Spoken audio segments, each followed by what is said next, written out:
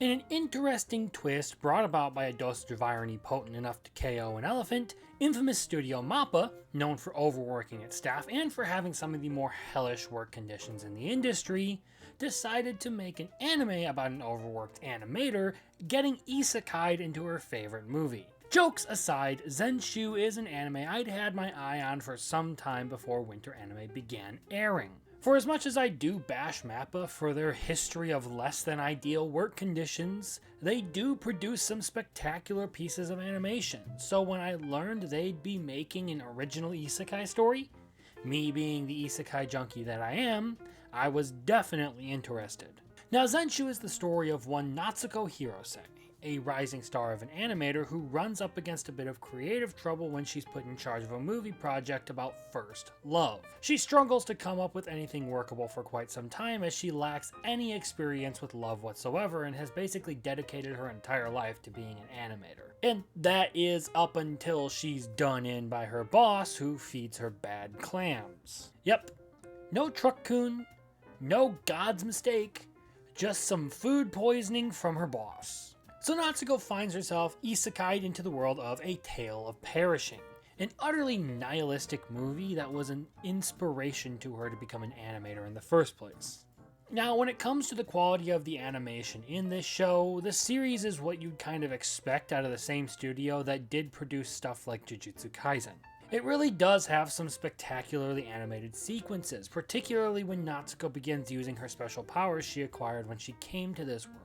Those sequences are generally pretty well done. Every time Natsuko activates her magic peg bar powers, it plays a very elaborate and good looking animation, on top of all the things that she uses her powers to create being animated very well. And that's not to say that the rest of the series is bad animation and that they're cutting the budget for everything else just for these few sequences. The series doesn't use CGI even for parts that would probably be painstaking to do by traditional means. And for that, with the art style and character designs, the show is very visually satisfying to watch. But that alone doesn't really help make the action elements in this series the most enjoyable parts. Really, they're good, but not the most worth your time.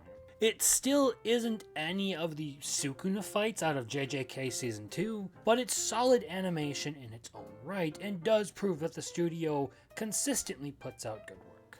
So MAPPA animation is good. In other news, water is wet, the sky is blue, and I need you to subscribe so that I can hit 1,000 subs. However, if visual appeal were the only thing to this, I'd not be here singing its praises.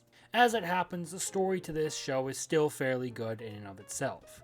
I won't say it's the most amazing story out there, however, it's actually done pretty well over the course of the 10 episodes I've seen so far, taking the doomed world of a nihilistic movie as its setting and spicing the series up with a hearty dose of comedy and a dash of hope. Characters are fun and engaging, with their personalities all being very well constructed to give them depth and to make them compelling enough to care about what happens. Their troubles and trials throughout the series make it a little more than just some flashing series of lights while characters scream out words. And then there's the romance part between Luke and Natsuko that is a nice touch to bring her back from this untouchable and otherworldly presence to being just another person.